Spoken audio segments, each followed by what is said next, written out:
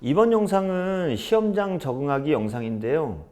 시험장에 잘 적응하는 것은 굉장히 중요하죠. 지금 2022년도 준비하고 계신 여러분들 이 영상 보고 계실 텐데요. 시험장에 왜 잘 적응해야 되느냐, 이 부분은 내가 알지 못하는 그런 공간에 내가 알지 못하는 여러 명이 나를 쳐다보고 있는 상황에서, 긴장된 상황에서 시험을 치른단 말이에요. 그런 긴장된 상황 속에서 내가 혼자서 뭔가를 해야 된다는 얘기예요. 그것도 정해지지 않은 어떤 것들을 요구에 의해서 해야 된다는 거죠. 굉장히 이제 스트레스를 많이 받는 상황이 되게 되는데요.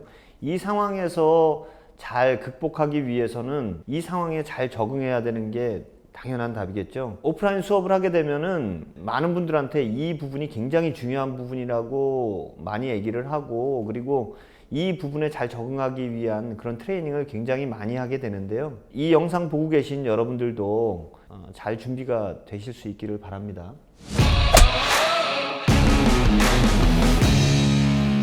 먼저 시험장에 도착하시게 되면 이제 코로나19 바이러스에 대한 대비 차원에서 여러 가지 소독이라든지 장갑이라든지 이런 것들, 세부 시행 계획에서 말씀드렸던 그런 것들이 준비가 돼 있을 거고요.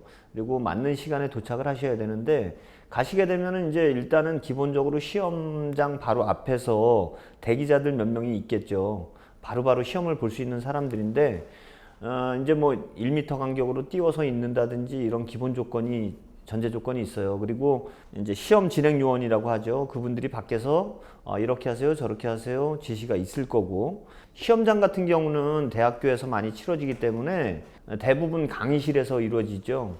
아무것도 없는 상황에서 이제 테이블 3개 정도 놓고 거기에 시험관 계시고 시험 상황이 만들어진다고 볼 수 있어요.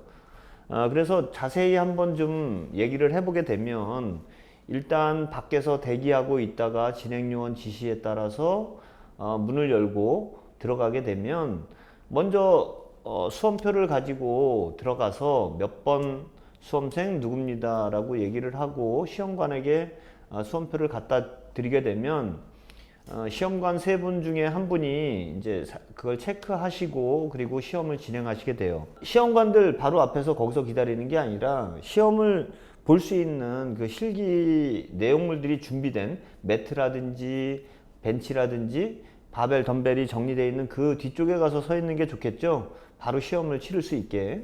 그래서 그 위치에 가서 서 있게 되면 이제 지시가 있을 거예요. 앞으로 나오셔서, 아니면은 옆에 준비해 놓은 테이블에 가셔서 어떤 남자 여자가 구분이 돼 있다든지, 빨강, 파랑, 노랑, 녹색 이런 식으로 여러 가지 색깔이 돼 있는데, 그 중에서 요번에는 이제 남자 여자 구별이 없을 것 같아요.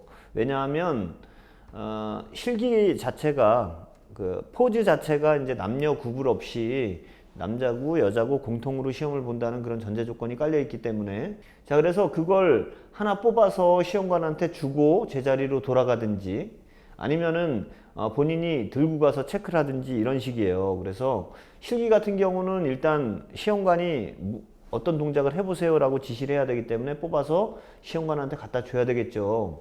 시험관한테 갖다가 뽑아주고 제자리로 돌아가게 되면 이제 시험관이 어떤 동작을 해보세요 이렇게 지시가 이루어지게 되겠죠. 자, 그리고 여기서 시험관들에 대해서 좀 잠깐 설명을 드리면, 대부분 대학에서 이루어지고 시험을 주관하시는 분들이 대학 교수님이세요. 그래서 연세가 있으시고 안경을 쓰셨다든지 대학 교수님처럼 생기신 분이 한 분 계실 거고, 포즈를 보기 때문에 남자 포즈, 여자 포즈를 보기 때문에 선수 출신들, 보디빌딩 선수 출신들, 남자 선수, 여자 선수 출신 분들 이렇게 대부분 배열이 돼요. 그래서 3분이 있을 경우 한 분은 교수님, 한 분은 선수, 남자 선수, 한 분은 여자 선수 이렇게 된다고 보시면 되고, 주로 이제 시험을 주관하게 되시는 분은 아무래도 대학 교수님이겠죠. 그래서 준비를 하고 서 계시면 벤토버 바벨로우 해보세요 이렇게 되고, 또 무슨 동작 해보세요 하나씩 진행이 되는데, 이분들이 시간이 별로 없어요. 그래서 빠르게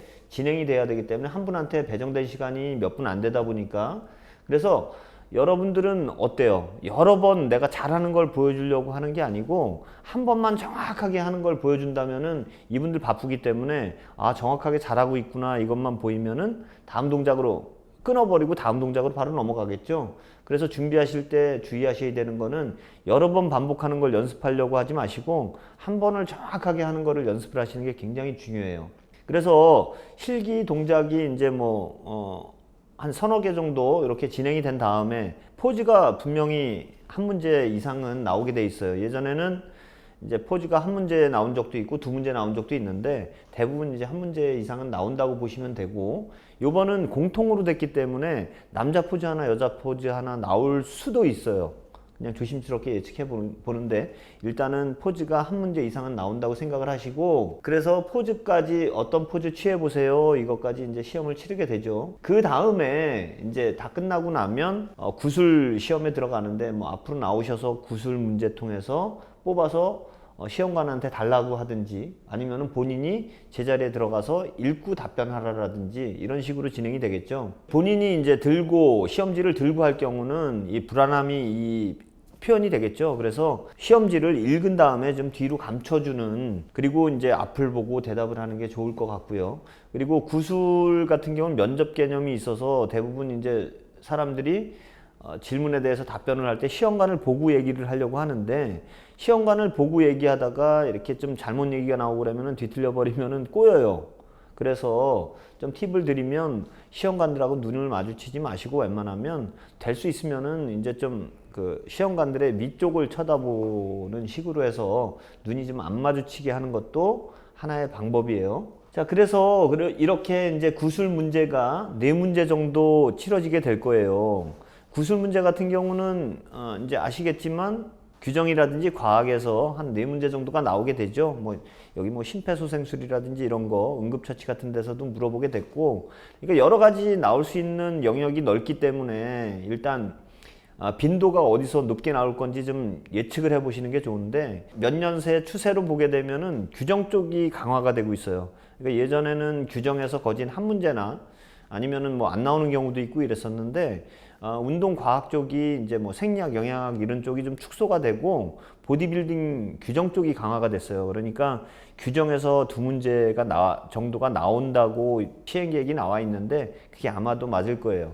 그리고 나머지 부분은 응급처치라든지 이런 것도 중요하잖아요. 그러니까 그쪽에서 성폭력이라든지 이런 데서 한 문제가 나온다면 운동 과학 쪽은 정말 한 문제 정도가 나오면 많이 나오는 거라고 볼 수 있고요. 생활이나 이쪽 부분이 중요한데, 이쪽 부분이 사실 쓸데없는 생활체육의 기능이라든지 생활체육의 목적이라든지 이런 것들 물어보는 게 많이 있었는데, 이번에는 이렇게 실질적인 것들, 그러니까 체력이라든지 체력을 묻는 거라든지 웰니스가 뭐냐 이런 걸 묻는 것들이 이제 제시가 돼 있죠, 시행계획에 보면. 그래서 그런 문제들을 하나씩은 꼭 넣어서 물어보지 않을까 그런 생각을 조심스럽게 해봐요. 그래서 4문제가 이제 거기서 나오니까 한 문제는 뭐예요?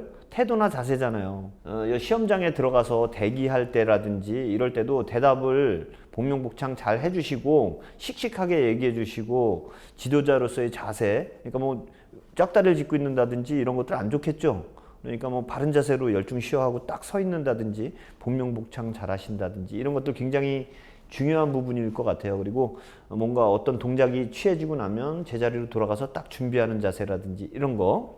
물론 이제 요번에 시험 치르시면서 복장 같은 경우는 색 컬러나 이런 것들 굉장히 자유롭다라고 하셨는데, 한 가지는 염두에 두시고 가시는 게 좋아요. 이게 트레이너를 뽑는 그런 시험이기 때문에 지도자로서 뭔가 잘 갖춰진 듯하게 보이느냐 이런 것들 역시 20점 책정되어 있는데 약간은 포함이 된다고 보시는 게 맞죠. 자, 그래서 시험이 끝나고 나면 이제 앞으로 가서 다시 수험표 받아서 돌아서 나오시고, 그리고 이렇게 맡겨뒀던 휴대폰이나 이런 것들 찾으셔서 집으로 돌아가시면 돼요. 지금까지 이렇게 시험장 적응하기 영상 살펴봤는데요. 작은 팁이잖아요. 이런 작은 팁들이 굉장히 중요한 역할을 해요. 그러니까 이런 시험을 많이 접해 보신 분들도 있겠지만은 대부분 이제 국가시험에서 이렇게 면접까지 이루어지는 이런 시험이 많지는 않거든요. 그래서 이 시험에 어떻게 잘 적응할지 이런 거는 당락을 굉장히 중요시 하는 부분이 있어요. 필기 시험하고는 굉장히 다르고 여지껏 뭐 산업인력공단이나 이런 데서 봤던 실기 시험하고는 굉장히 차이가 있기 때문에 시험장에 잘 적응하시는 거 굉장히 중요하다고 봅니다. 열심히 준비하셔서 꼭 합격하시길 기원합니다.